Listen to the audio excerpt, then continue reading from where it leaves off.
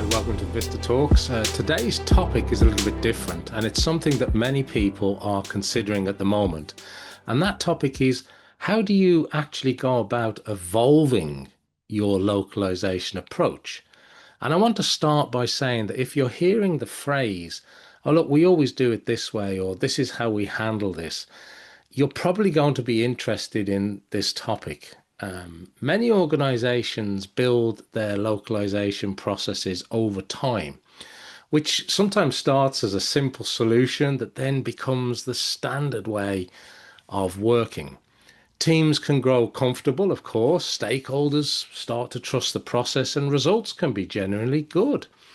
So when the idea of change comes up, whether that is internal change or whether it is a technology driven change, like we're seeing with AI at the moment, hesitation becomes understandable. Because if something has worked historically in the past, why would you risk disrupting it? So let's tackle that subject a little bit in today's episode of Vista Talks. And this is probably one of the more common perspectives we're hearing at the moment, and it's a valid one. Stability matters, especially in environments where timelines are often very tight, expectations are high. And at the same time, localization, the industry, it doesn't stand still. It's never really stood still.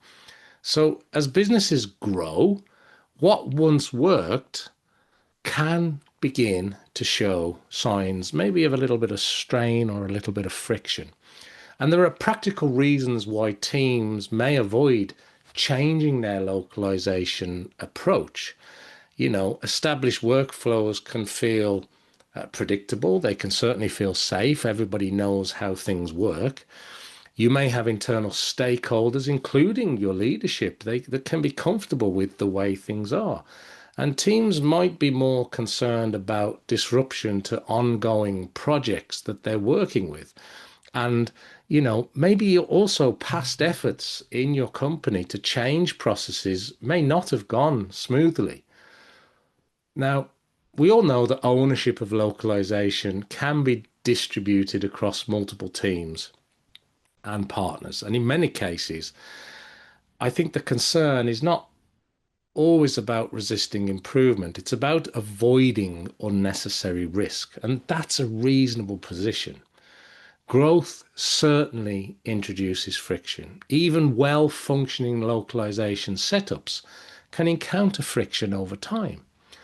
And this often shows up as increasing time spent coordinating translation rather than focusing on core work. Inconsistent terminology or tone across languages, difficulty scaling into new markets quickly or as quickly as you wanted to, and bottlenecks around reviews or approvals or even file handling, and limited visibility into maybe quality or performance, how things are actually delivering the outcomes that you were looking for in the first place. These issues rarely appear all at once, though, and they can build gradually, making them easy to overlook sometimes until they begin to affect things, until they begin to affect delivery. So, the next thing we need to consider, I think, is that change doesn't have to be disruptive. One of the biggest misconceptions is that improving localization requires a complete overhaul. In practice, the most effective changes are often incremental. And a localization partner, in this case, obviously, I'm going to use Vistatec as an example, needs to start working with your existing model rather than just replacing it completely. The goal is to identify the specific pressure points and to address those with minimal disruption initially. Now, this might include introducing a light touch workflow improvement, adding quality assurance layers where they're required. It may be supporting overflow capacity during peak periods or integrating technology to reduce manual tasks. We're hearing a lot about that at the moment and certainly doing a lot of work in that area.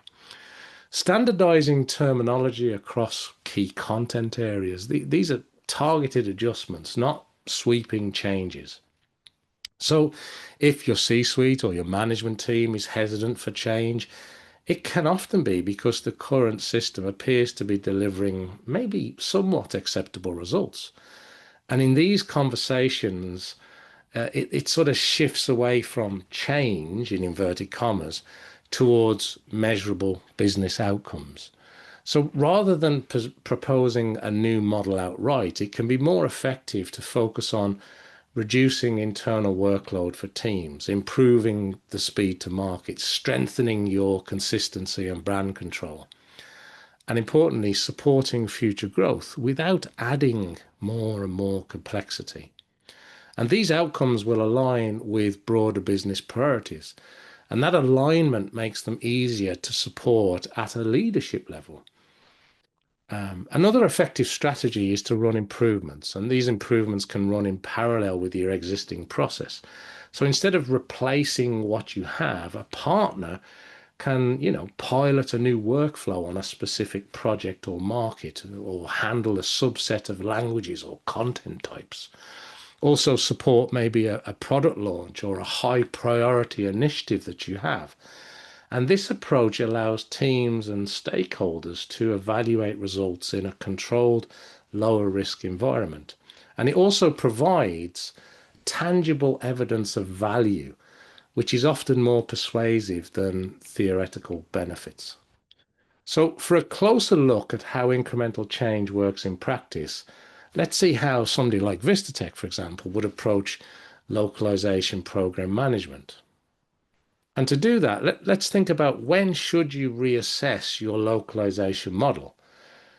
You may not need to change, but it's worth reassessing your approach if you recognize maybe some of the following points.